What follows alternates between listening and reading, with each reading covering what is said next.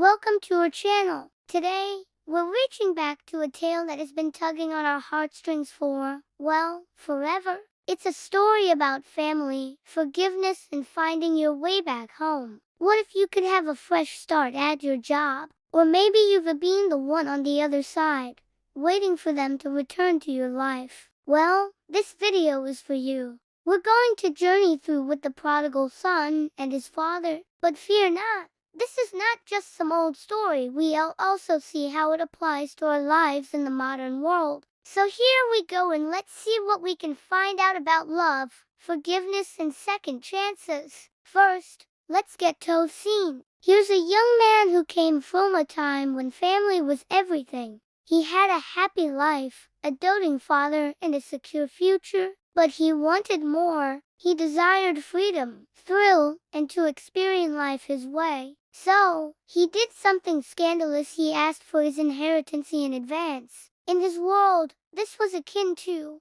"I wish you were dead, Dad." It was a massive insult. But to my astonishment, his father said, "Okay, so, now, let's follow this young man on his odyssey." He moved out of his family's home with pockets full of money and a head full of dreams. Everything was great at first. He was having a ball, meeting people, having a great time. But then things began to shift. His money began to run out. His so-called friends vanished as well. And then, the land was struck with a famine. All of a sudden, he found himself alone in a foreign country with no money. He became so destitute he wound up finding employment on a pig farm just to stay alive. For a Jewish man, this is worse than rock bottom. Pigs were an unclean animal. One day he was feeding the pigs, and he was so hungry he would have liked to eat the husks the pigs were eating. That was his wake-up call.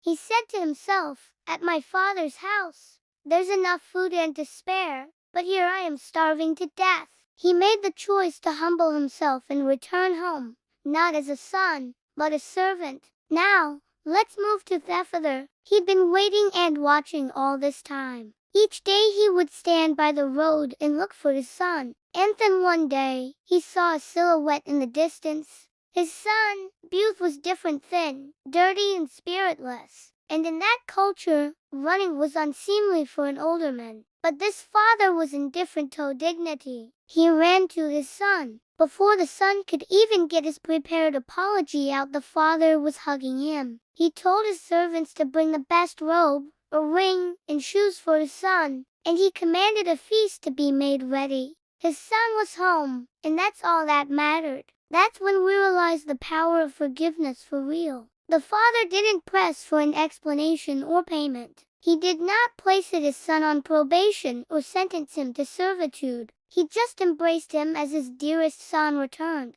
And this unconditional love and acceptance revolutionized everything. It disrupted the cycle of shame and opened up the possibility for authentic transformation. The son returned expecting punishment, but received celebration. So then, how does this old story apply to us? Let's begin with family connections. Perhaps a family member has hurt you, or you are the only in need of forgiveness. It can be very much that first step that's the most difficult, to listen or pick up the phone. It might be uncomfortable or scary, but it's worth it. Sometimes, we must be willing to run down the road as the father did. Sometimes, though, we need to find the courage to come home, as the son did. But this is more than simply a story of family. It's also about personal growth. Forgiving ourselves can be one of the most difficult things we ever do. It's tempting to take our shame and guilt to the grave, well after we've been forgiven by others. But the reality is, real change happens when we surrender to acceptance, forgiveness, and stop punishing ourselves. It centers on the challenge of releasing the past and embracing the new.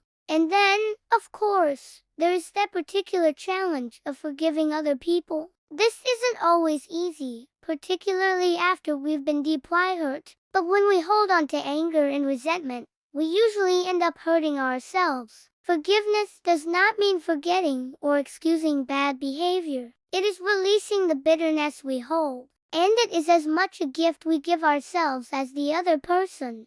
And remember, it is a process, not a single event. It could take time, and that's okay. The essential thing is to keep advancing, one foot after the other. So there you go, an old story that still has lessons for us today. No matter whose fault it may be or who's currently wrong, whether you're seeking forgiveness or giving it, there's always hope. No matter where you stand, remember that healing is possible and brighter days are ahead. It is never too late to start anew. What is one thing you can do today to forgive and or to heal? Share your thoughts in the comment section. If you enjoyed this video, give it the thumb up and share. Thanks for watching, and remember, there's nothing love and forgiveness can't change. See you in the next video.